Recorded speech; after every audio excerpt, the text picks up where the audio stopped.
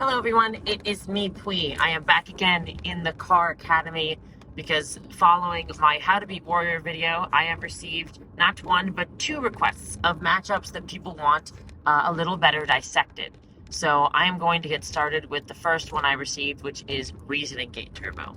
Now, this matchup is actually quite complicated, so this video is probably going to come out in two parts because I like to try to get these done in the span of a single drive, and there's a lot to say on this one.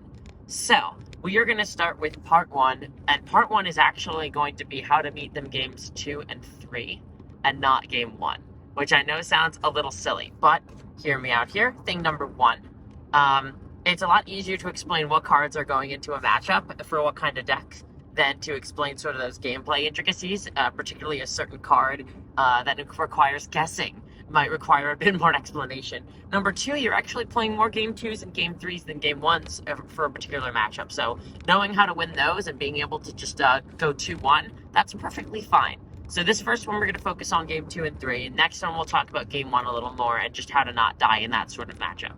But for now, let's talk about our game 2 and game 3 against Reason Gate. Let's assume you got completely steamrolled game 1, and we are going to be on the play for this. So, very obvious sorts of things that are baseline level understanding of Reasoning Gate Turbo, no matter what kind of Reasoning Gate Turbo deck it is.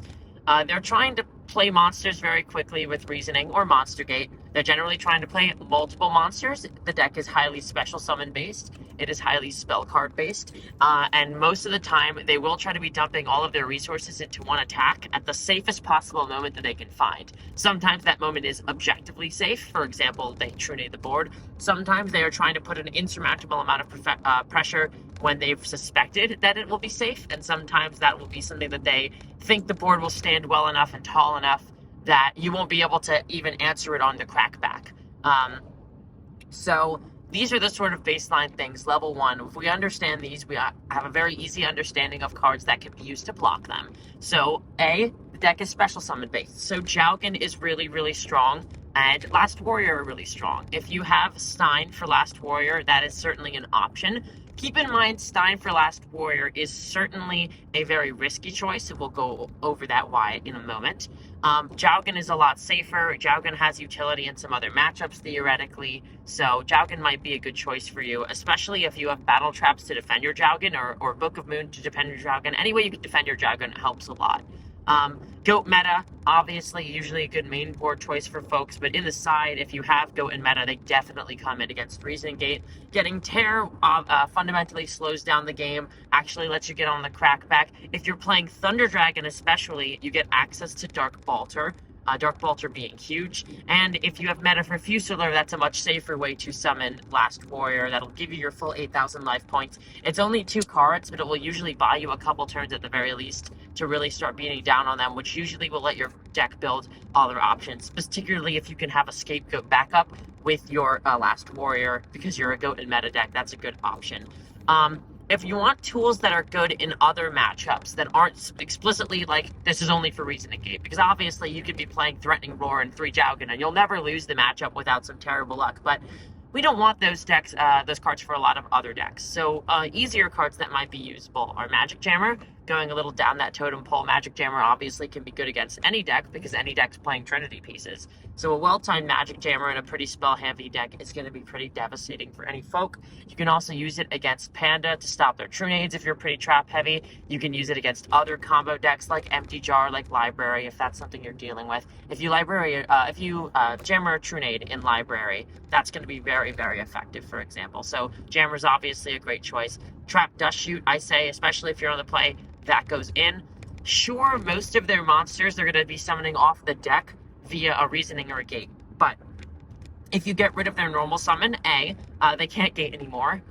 B, they can't convert off of their Reasoning if they have a Tribute monster. So if they get a Crane, you can't Tribute summon with it anymore. It's just a Crane that's sitting there.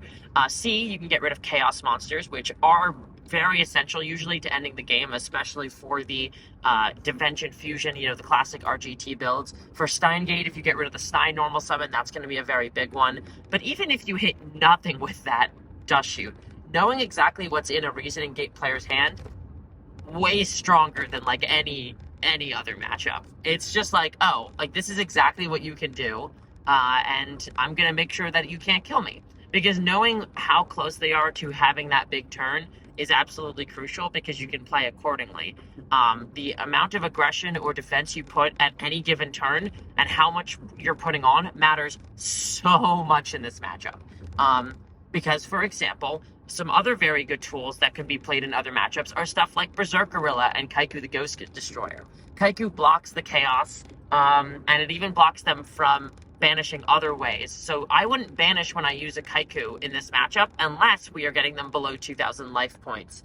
2,000 being our magic number for the Reasoning Gate matchup, because then they can't defu. Unless you think they have a revival, then you banish. So Kaiku banish when you want to do it, when you don't want to do it, is very nuanced space. You have to think about what's in their hand, which obviously Dust Shoot helps with a ton. And Berserk Gorilla, similarly, these two cards, more importantly, are clock. You get that life low really quickly, the less options they have. A lot of Reasoning Gate decks are paying huge amounts of life here and there.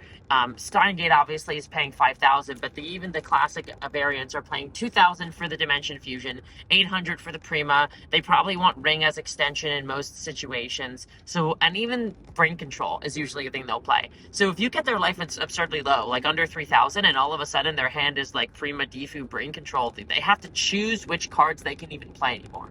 So aggressive pressure is really, really good. If your deck is already playing Dust Shoot and Kaiku, you're pretty golden. And you can also pair those with Wanghu and or Ashura Priest. Now they can't defend themselves with goats anymore if they're playing goats. And you just get to keep feeding them in with this sort of aggressive tempo-y, know what's going on with them plan, which is very big. That's a way to side it where you have cards that are a little more conventionally usable in other contexts for sure. Brain Control and Snatch Steal are also at a premium here, because you can definitely crack back with their own monsters if you can get these sort of partial boards. So that's especially useful if you have them with Threatening Roar, for example. You can force them to play down their board, stop them there, and then hit them back. Book of Moon is actually surprisingly good in that matchup. If you're siding it, I would bring it in, because it can, at the very least, defend something through a Jinzo, if not just turn off the Jinzo. It can defend your monsters from a Sork. It just might be that thing that you need to stop them from absolutely rolling you over, which is really the key here. To recap, we want aggressive bodies to lower their life quickly so they can't go off. We want Dust Shoot or any other hand attack that we have available to stop them from actually being able to put the combo together and knowing what they're doing so that we can stop it. We want ways to stop goats. We want ways to stop chaos summons, be it Kaiku or Jougin or anything else that can block a special summon. I wouldn't recommend something like Oppression. I think that card is too hard to use in this format and is taking your own life away, and is answered by True Nade, which they're already playing. Roar is an option if you're playing that kind of deck. Goats is definitely something you want. Going into any of those fusion monsters is a good way to block Reasoning Gate quite well. So that's definitely the baseline sorts of stuff. If you play a good string of these and you make sure that they can only really answer one at a time, that will be very big. The next layer of the game too is that obviously they know you're going to bring in these things, and they're going to bring in responses accordingly. So, for starters, if you're in game 3 now, let's say that you've crushed them game 2 and we're in game 3, it's time to expect that they're playing Royal Decree. So if you had sided down on Spell and Trap removal last game, now is the time to bring it back in. Dust Tornado is actually especially helpful against them in game 1. As a side note, you can get rid of their goats on their end step. Usually they're setting that goat and then you're going to attack into it and they flip them up. Fancy Diesel and I, when we were playing Reasoning Gate, actually started resorting to playing the scapegoat on our first turn straight up and hoping the goats wouldn't all die. Between Wanghu and the Dust Tornadoes on the end phase, this ended up proving something we had to do, so we didn't lose our only starter card. Goats is not just defense, it's a starter. So if you can just stick Dust Tornado it and just snipe it away, they're having a really bad time. But if you're playing cards like Breaker, if you're playing cards like MST, if you're playing cards like Storm, and you take them out in game 2, but you're a trap-heavy deck, you need to put them back in game 3, lest you get Royal Decreed, and all of a sudden all of your plans go up in smoke. Because none of those beaters, none of that stuff really matters if they can still just play a bigger monster against you and crush you. If we're on this sort of subject of what basically I'm describing as Warrior, they're going to bring in bigger beaters and bigger, stronger monsters. They're going to bring in attack prevention as well. So the removal of your spell and trap removal, that's a no-go. You're going to need to put that stuff all back in so that you can keep playing with them even when they try to slow you down. If they're trying to crush and remove your monsters, there might be a bit of a mismatch there, but they aren't probably attacking your back row as hard, so you can attack theirs and eventually get that aggressive pressure back up. So if you're playing Chaos Turbo, they're definitely going to be playing more flip hate, more face down hate. That's generally why the turbo decks actually can make much better use of the aggressive plan than they can stuff like Jowgen or Threatening Roar. I think one Roar could certainly be an option because I could see it working against Panda Bird as well. But the idea of just not setting as much and your Reasoning Gate player bringing in a bunch of knocks and stuff and mind control seems pretty gross, since you can be already playing Kaiku and Monkey versus Warrior. You could be playing Sakuretsu, which is something that I'll have to deal with. But definitely that's another matchup where Decree is a concern. So if you have that Book of Moon, we keep that in.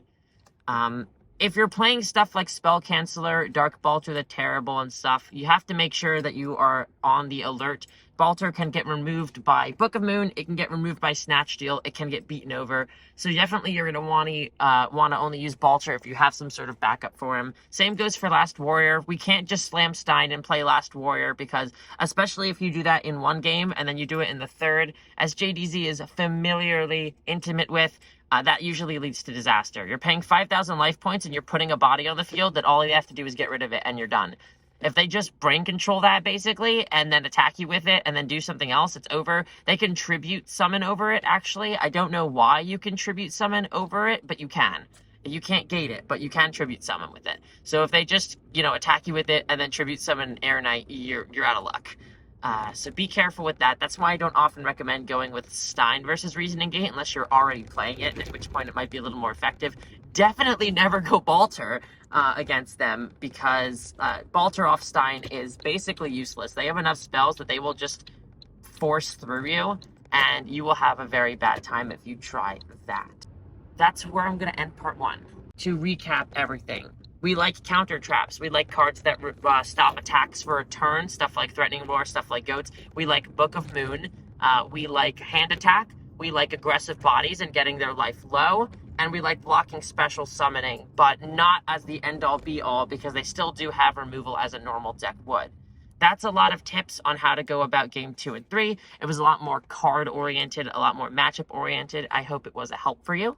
And stay tuned because me and my horny helmet are going to be coming back to talk about how to win game 1 and a little bit more on gameplay. But for now, I hope you enjoyed this and I hope you have a lovely day. Bye-bye.